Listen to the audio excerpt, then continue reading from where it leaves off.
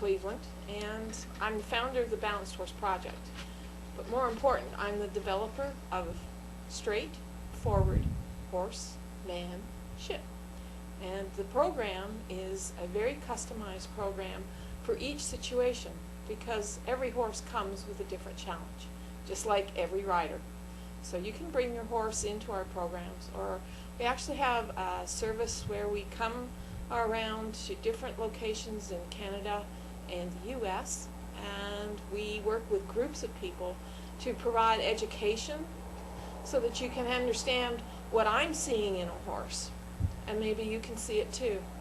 That will change your idea about forcing a horse into doing a job versus encouraging a relationship where you both work together in partnership.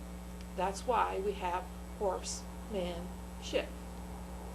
We're located in Dothan, Alabama. We have Red Leaf Farms, which is a completely organic farm, which is designed to create what I need as far as resources to help these horses regenerate, rebirth, and reshape themselves. So you can bring your horse here. We can develop customized programs for each individual. Nothing is impossible, and just understand that what you have already invested in your horse will be a fraction of what I'm going to offer you. So, you can come in, I can come there. We teach riding lessons, we do demonstrations, workshops, and we're working towards setting up an apprenticeship program for people who are interested in expanding their experiences with working with really, truly resistance-free horses. So just keep us in mind, and you can look us up, find us at thebalancedhorseproject.com or .net on Facebook, and understand that that will bring you directly into the concept of straightforward horsemanship. Oh, hi! You had a long drive from Enola, Oklahoma, didn't you? Yes, it's been quite the trip. My name's Pat Cleveland, and I'm the founder of the Balanced Horse Project, and also the developer of Straightforward Horsemanship. This is Julie Gerber, and she is the owner of a horse named Liberty, who has been a very key piece in understanding the dynamics of biomechanics and how we could change the results of horsemanship or horse training to make it really, truly resistance-free. So welcome to Red Leaf Farms. Thank you. I can't believe 3 years ago we didn't know each other, and we're starting, I was trying to raise a racehorse, and she came out so crooked that I was embarrassed to show her to anybody, and the poor thing was a game little thing. She's crooked-legged and crooked-backed and crooked-faced. She was just about as sad as you can look, and so I got the vet out, and the vet said that we probably should just put her down, that he didn't think there'd be any hope for her, but we waited 2 years for this colt, so she's out of some great bloodline mare and stud, and so we had high hopes for this colt, just to come to find out that she was born about as crooked as she could get. So through searching on the internet, I found you, and I was like, there's no way this lady's going to be able to help me, but I'll call her anyway just to hear what she has to say. So from your Fractured Foal article, it was at least a hope, and so when I contacted you, you actually said to send you pictures, which I thought was amazing. So we took some pictures and sent them to you, and all the while thinking that there's no way that this could be fixed. So anyway, when you saw the pictures, what did you think? Oh, my husband was looking over my shoulder, and he went, "There is no way." And I was sitting there going, God works in the miracles every day, and I've been asking to find a way to prove my theories about how birth trauma influences, how conformation, balance, and how horses go into resistance when we train. How do I link all these together and actually have it documented so people can understand? So your horse showed up on my computer, and I went, this is exactly what we need. And then I looked at my theories, which said that if nature wanted to have things symmetrical, it would create a symmetrical skeleton. So we have a symmetrical frame in the horse. And then I'm thinking the third law of motion. For every action, there's an equal and opposite reaction. Okay, so if we have a problem in the hindquarters, we're going to have a problem in the front quarters. It's pretty simple. And then I started looking at nature and physics, and everything is based on spirals and twists and turns. So that's why when we talked the second time after you sent the pictures, I said, why don't we get 2 sheets and wrap it around the horse and give her a nice gentle hug and introduce the reversing of the birth trauma that she just experienced. And when you said that and you sent me the diagrams, my family was like, you've got to be kidding. And but we were all willing to try it just because we wanted so much for this colt to survive, and she wanted to survive. I've never seen a sorrier colt chase her mom around as much as this one did. So you knew that she wanted to be a survivor and that she wanted a future. So we wrapped this poor little thing in sheets and did the twist and pull, and all the while thinking there is just no way this is going to work. And each time that happened, my family was like, all right, this is going to be the last time. And then we'd see a change, and it'd be like, oh my gosh, this is really working. And so then we'd send more pictures, and you'd come back and say, do this or do that. And each taking each section and straightening it out, you could just see incrementally the changes, and she kept wanting, she never refused. She never refused to help us or let us. And she's still doing that today. She's been one of the best teachers I've ever had. The process that we went through for me was very, very revealing, because I live in Dothan, Alabama, and you were situated in Enola, Oklahoma, which is approximately, 810 miles or so? It's 865. 865 miles away. You're sending me a photograph. I'm looking at a series of photographs from different angles. I'm able to pinpoint where there were compression points and in the birth trauma that shifted the frame of the horse. And then I'm using that basically as a roadmap to figure out how we can untwist the horse. Then I phone you up, as you say, and say, okay, we're going to do these very odd exercises with your horse and see what happens. And when you applied it, how long did you wait before you took a second set of pictures to show me results? Usually we waited 24 hours, and then we took pictures and sent them to you. So about every week, or from the very beginning, when she was youngest, we would do it every 3 or 4 days. We would take a picture in 24 hours, and then in about 4 days we'd do the whole process over again. So she was handled a lot in the first year, and then it slowed down to about once a week or once every other week as she grew. And that's the amazing thing, is that she kept growing. She never went through a stunted phase. She never stopped eating. She continued to thrive and grow as good or better than any normal colt would have. So it never got mad, well, that's not true. She did get mad, but she never got vicious. She would stomp her feet and grind her teeth, but she would never strike out or kick. She was always easy to catch, and still to this day is easy to catch. And you know more now, as she's more able to express herself, that some of the things that we do are uncomfortable and don't feel good, but she has never ever struck out at us in a vicious, angry manner. Right, like you get some horses, if they come into the trainer and you do stuff, the horse kind of snapping at you and moving away and maybe biting or offering to cow kick you. This horse, Liberty, actually, when she's here, I just close the 2 ends of the barn and she runs loose, and I go up and I ask her if I can stretch this or put pressure on this muscle and get you to turn your head, or whatever the exercise of the day. And she does it without a halter. She does it without any force. She has the ability to say, yes, I need you on this side. And if I'm doing it wrong, I give her the space so she can turn her body around and reposition where I'm going to put pressure on to do these exercises. She's telling me where I need to be to help her. So that changes the whole concept of this is a dumb horse and I need to control what I'm doing with the horse. That brings us into partnership. And from that partnership, we've been able to learn secrets that we have never ever explored before.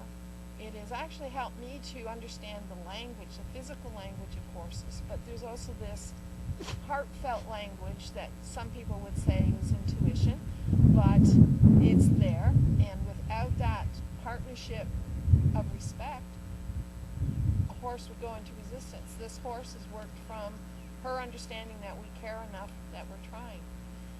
So when she's here, I have learnt and remapped her body, and from that we have understood that balance is not created from the spine, it is not generated from the legs, although the legs prop the horse's body up, kind of like braces on a wall, holding a brick wall so it doesn't fall over because of the tilt from the wind. So we've learned that, and then we figured out that our interpretation of biomechanics is basically upside down. And it's a lot like all the exercise videos that you have out there to build your core muscles. That if the horse's core is not straight and symmetrical, then there's no way the legs are going to be symmetrical. And that's where you get your hoof changes, and that's where you go down the whole long trail of having a horseshoer out to correct this and correct that, put egg butt shoes on, and wedges, and all that other garbage that it's maybe not garbage, but it's has its place in the whole realm of things. But if you don't have the core supported appropriately within the core, then your legs are just a piece of that, and they are the tattletales of the story. They're the symptom of the fact that the horse cannot put her weight equally, like the legs on a table. She can't put the weight down all four legs, which in classical training, we want the horse to be able to have the weight on the front end, the back end, the lateral, the two sides. Most horses can't do that. But the horses that I've put in our training program can do that because, as you say, we're working on the core frame of the horse, and rather like yoga, you feel your muscles and you wait for those muscles to stretch, and then the body starts this process of a spiral and untwisting. And that then changes how the horse communicates and interacts with the people around, because they don't have to go into a resistance or avoidance because they don't have any pain in their body or minimal pain. And with her coming here, we've been able to photograph on top of the 2 years of photography and mapping hundreds of pictures, and it's helped to expand the learning curve that we've been able to produce. When she was at home, did you see any abnormal presentations of balance or wounds or behavior? Yes, that her balance always seemed to be off, but as we were working on her, she became more and more balanced. But whenever we did a major move, it seemed like she would get an abscess. So she's had abscess, or what you would term an abscess, on each of the four corners, which would be both points of the shoulders and both points of the stifles. The weird thing is that these abscesses aren't normal abscesses. They break open and drain and heal up within 24 to 48 hours, and with no medication whatsoever. So it's just the draining of the toxins from the muscles, I believe, and that toxin comes out, it heals up, and to this day you can't tell where those abscesses were. She has no scars. So there was no infection? No infection. Although it looked like infection when it came out because it's the white, the gooey stuff? Gooey, pussy looking stuff. So that came out. We washed it off with just plain old water. Didn't squirt any medication of any sort up in there. Didn't give her any antibiotics. And within 24 to 48 hours, she's healed up. So that's just an amazing concept. And with her mother, we moved her shoulders a little bit, and it came out in her hooves. You know, I called you that one day. Oh, yes. She was three-legged lame.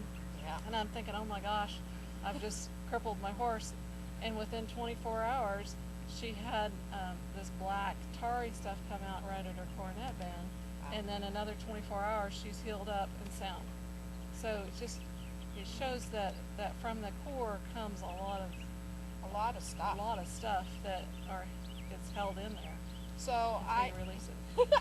in this process, I've had to look at what we are provided as resources, as information, and realize that the more we go towards artificial means or synthetic means or process means, the further we move from allowing nature to actually do the job of rebalancing the horse's body and to actually regenerate healthy tissue.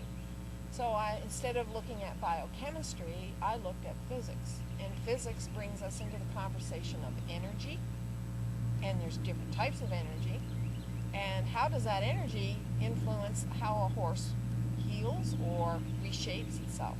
So nature has been our primary resource. The radiance, the harmony of our quiet farm, and the sun and the sounds around have been included as part of understanding how to unwind a tragic birthing injury in a horse. There's no medication. There are no shoes. Simple horse feed. There's no processed feed.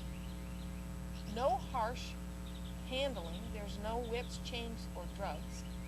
And we work really in harmony in the relationship between a horse and a man to connect a whole unit of understanding that balances each other. I've learned so much about myself by working with your horse. I have too. Like I said, it's been an amazing journey from day one, and a time where we've gone from, oh my gosh, there's no way this is going to work, to oh my gosh, this is working, to saying, oh my gosh, what can we do now? To what point can we take this horse? So here we are almost 3 years later, and she is sound still, and she's healthy, she's happy, and she's almost straight. And is continuing to straight. We worked on her yesterday a little bit, and we have a different horse this morning than what we started with yesterday morning. So we're building, because it's started off as an experiment, turned into a research project, and now it's turned into a training program. We aren't stopping with just where we are. We're going to keep building.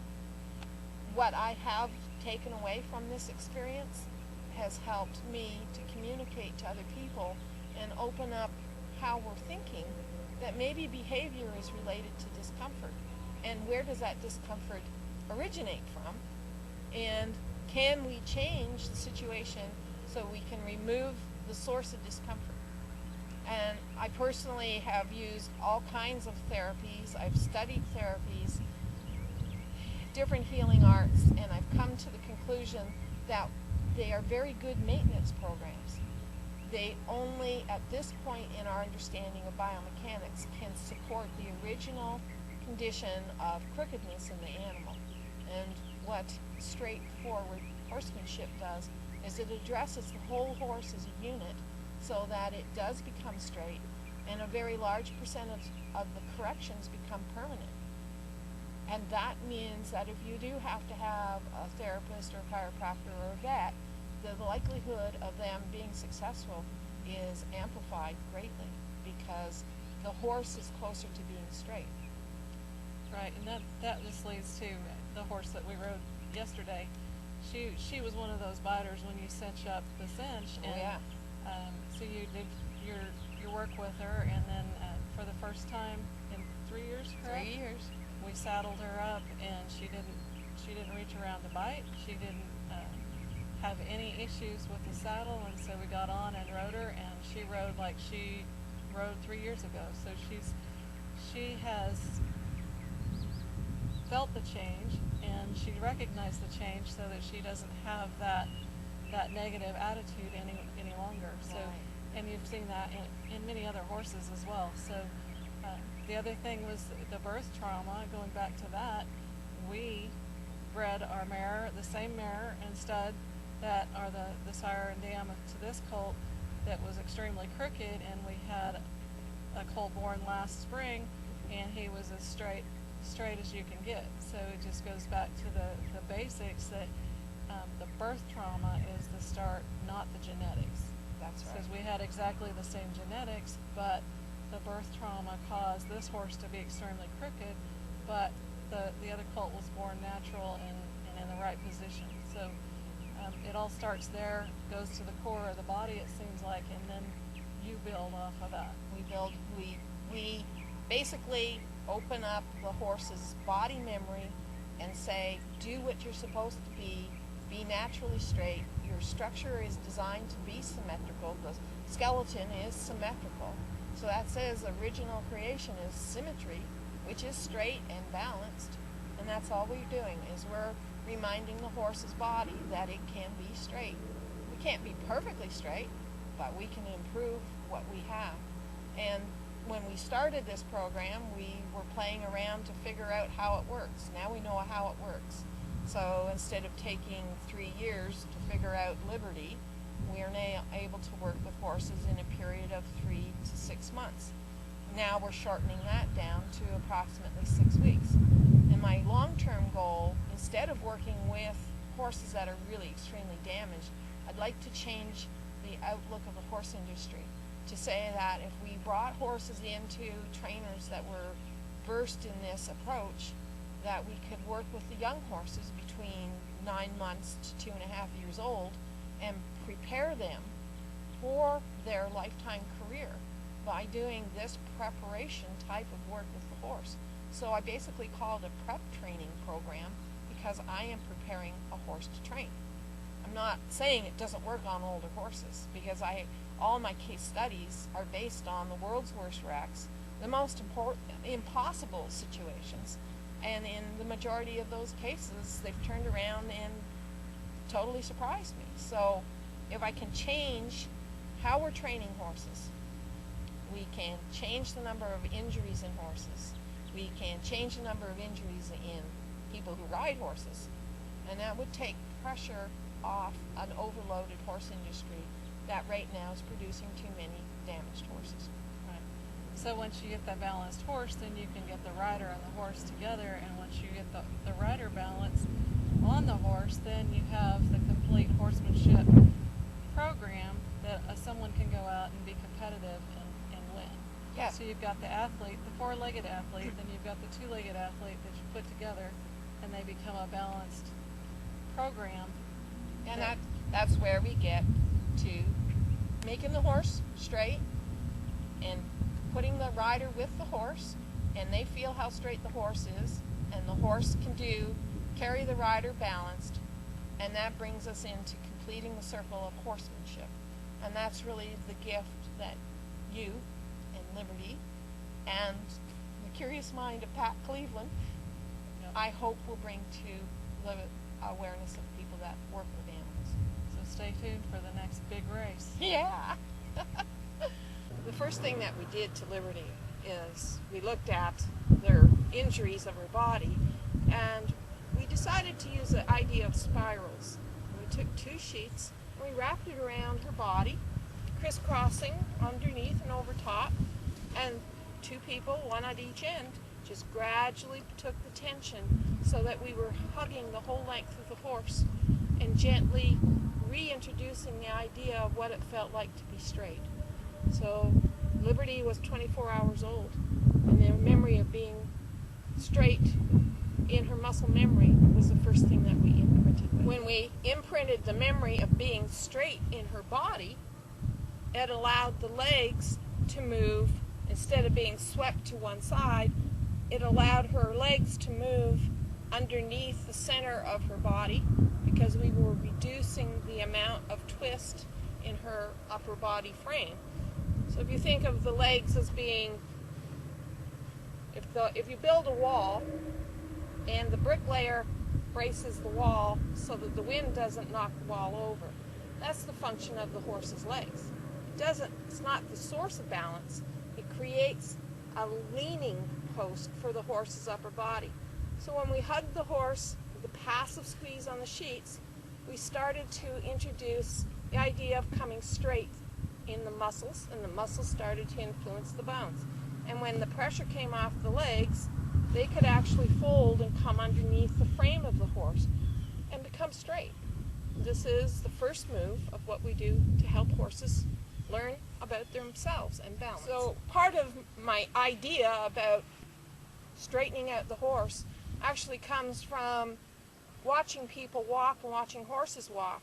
When you get injured, you know to take and move away from pain. When we work with horses, they want to move away from pain. It's called self-preservation. When we take the pain away, we can start to stand up and become straight. This is the very basic idea of how we start to train the horse to recognize that if the pain's not there, I can stand up straight. But it goes even deeper than that. We know that the brain is pre-wired to understand what balance is. Because you don't get horses that stand up and spontaneously fall down. They automatically know how to shift their weight, turn their body, lift their head so that they can balance. If we expand on that idea and go into muscle memory, we always talk about training to break down muscle memory. What if we used muscle memory to go back and create what we call the homeostatic equilibrium or balance? And homeostasis is a medical term, but I use it in this conversation because it actually means to create balance. And that is actually in your horse's mind, in your mind. It's your natural way of moving, and as you become straighter, your movement becomes more effective. The way the horse wears his feet starts to change. The foot, some horses will have a tall heel and a flat heel, and in this process of allowing the body to discover its own reflexes and straighten itself, the legs start to come straighter underneath the center of gravity for either the front quarters or the hind quarters, and the angles of the feet change. They equalize. The shape of the horse's feet become the same. Some horses have small feet, one small foot, one big foot. They equalize.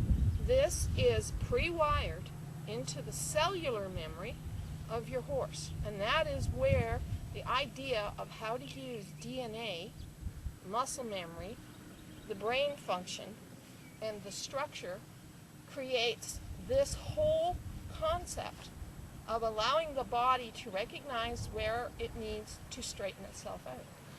So it's been 3 years, and you're getting close to going home. That's Right. Tomorrow, right?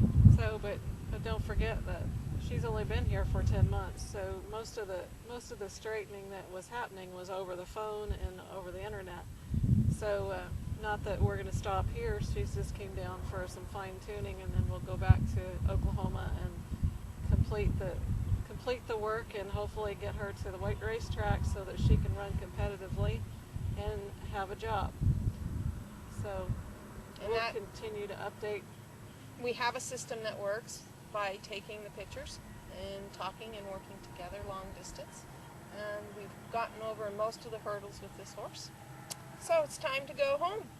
When you're going to be missed. But as we work together, I'll take and post the progressions on the Facebook page for the Balanced Horse Project. So you can follow Liberty's progress on Facebook. You can go to the host site, which is the Balanced Horse Project.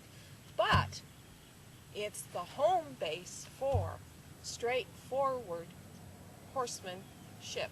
So that's straightforward horsemanship. And you'll find out what's happening with Liberty and her future.